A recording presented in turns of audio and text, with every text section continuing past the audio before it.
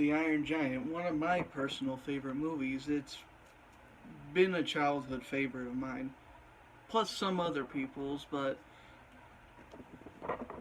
it's almost felt very personal for me, and especially since I never really had my own real copy of said movie.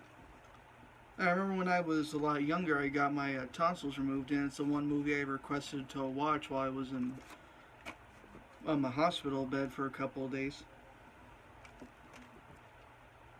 And ever since, I just want to watch it almost nonstop. Then again, I did have to stop to watch other movies. I still have to appreciate the masterpiece movies I have, plus some future ones. I am definitely excited to see Ready Player One, especially seeing Vin Diesel return as the Giant. Anyways, I talked enough about it. Time to get to the reason you're probably clicking on this.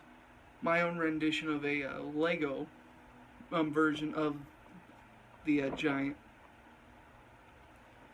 Anyways, enough chit chat, and let's probably have to edit this out. But enough chit chat. Let's take a look. Getting a closer look at it is close to the original one with some liberties made.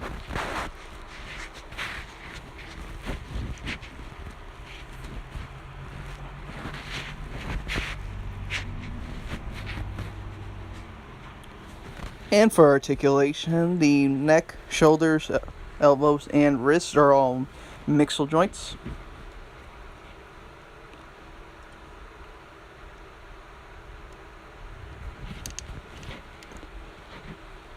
And the fingers are clips, and the thumb is minifigure hands.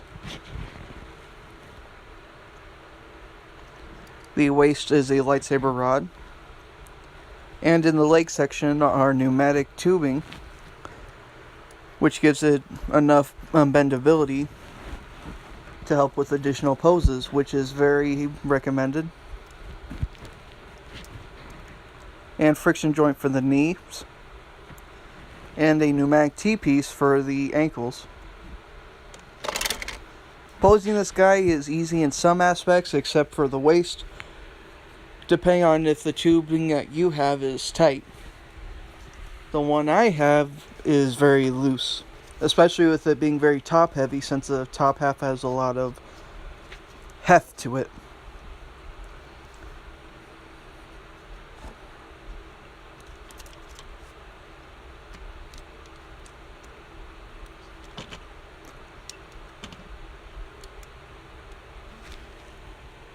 Close enough. And for additional accessories, he has the rock and the tree from that very iconic moment where he learns to talk. Here he is interacting with the tiny Hogarth. And for another iconic accessory, you have the Superman S for when they're playing in the junkyard.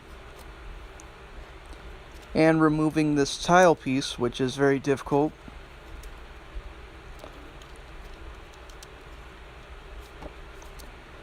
Putting this 2x2 jumper plate and this tile on.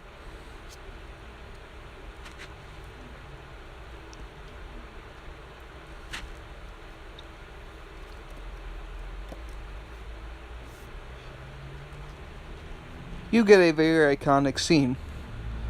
If you have your own mini Hogarth to put along with it, or a minifigure Hogarth, that'd be just a lot better.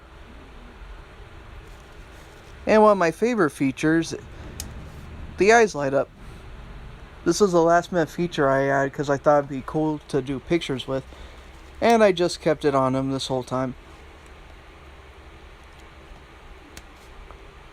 You can do lots of cool pictures with it if you do light up eyes. I know I did. And a lot of cool cinematics you can do. Again, here's the tiny Hogarth sitting in his hand, which is no easy task, using my best friend tape. So that has been the Iron Giant. Let me know what you think. If you want me to do an instructional video on how to make one, leave it in the comment down below. But until then, this has been Xenoworld, and I'll talk to you next time. What?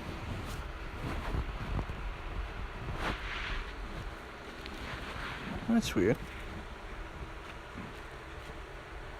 There you go. Perfect.